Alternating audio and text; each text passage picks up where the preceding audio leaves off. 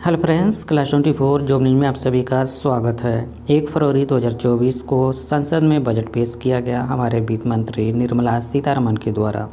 और फ्रेंड्स, यह अंतरिम बजट था क्योंकि इसी साल लोकसभा चुनाव होने वाले हैं हमारे देश में। फ्रेंड्स, हम बात करेंगे अंतरिम बजट की। तो अंतरिम बजट आम बजट की तरह ही होता है, लेकिन छोटा होता है। इस बजट में नई सरकार के आने तक व्यय का ब्यौरा होता है।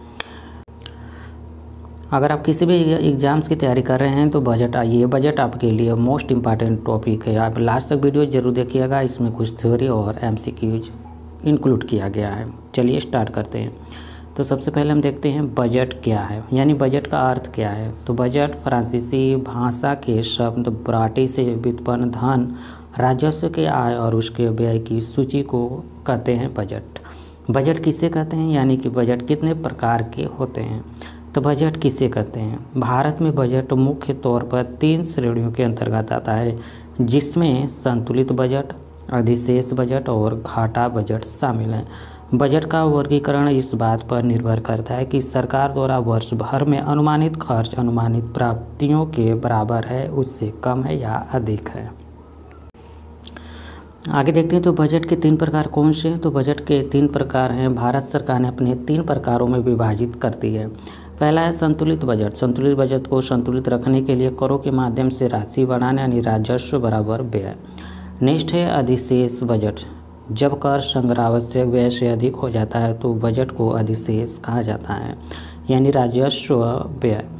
घाटे का बजट यह तब होता है जब सरकार घाटे का बजट चलाती है, यानी कि राजस्व ग्रेटर देन व्यय।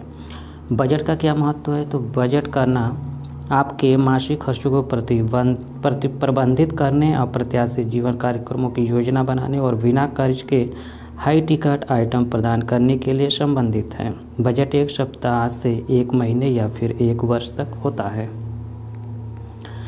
नेक्स्ट है अंतरिम बजट से क्या तात्पर्य है। तो अंतरिम बजट चुनावी वर्ष में नई सरकार चुने जाने तक थोड़े समय के लिए सरकारी खर्चों और राजस्व को कवर करता है।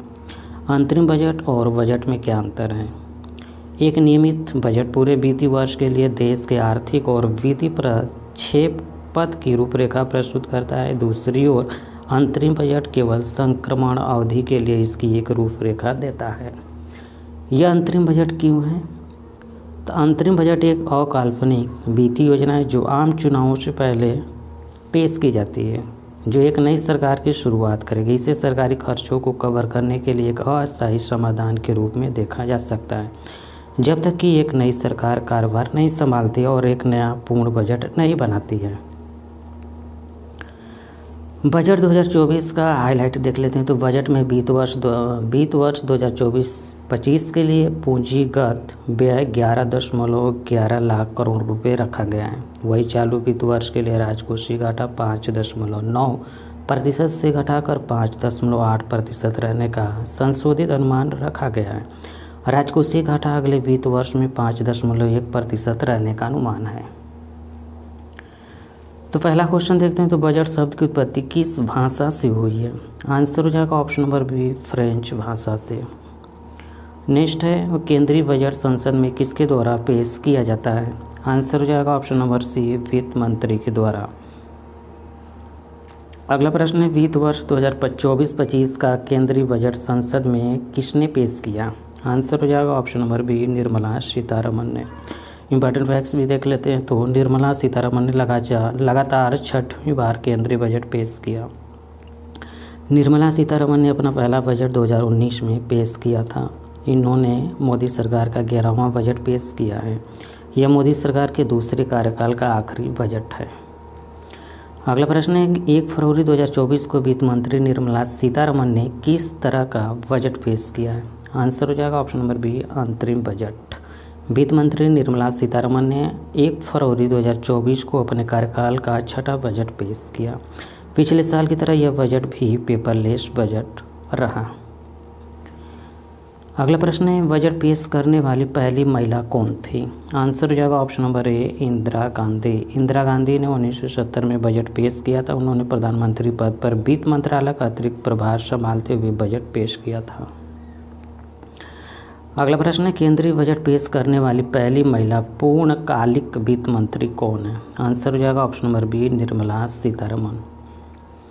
नेक्स्ट क्वेश्चन देखते हैं, तो सर्वाधिक बार बजट पेश करने वाली महिला वित्त मंत्री कौन बनी है?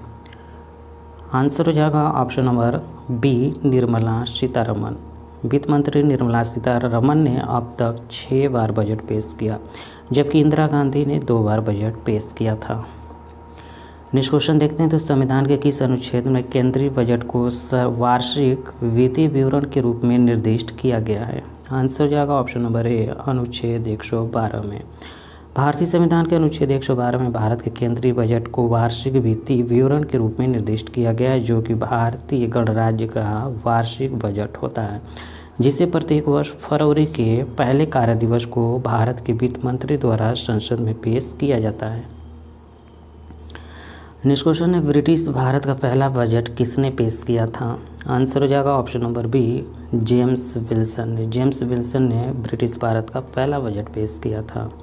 भारत में पहली बार बजट 7 अप्रैल 1860 को पेश किया गया था। उस समय देश ब्रिटिश शासन के अधीन था। स्कॉटिश अर्थशास्त्री और ईस्ट इंडिया कंपनी के राजनेता जेम्स विल्सन ने अपना पहला बजट पेश किया था।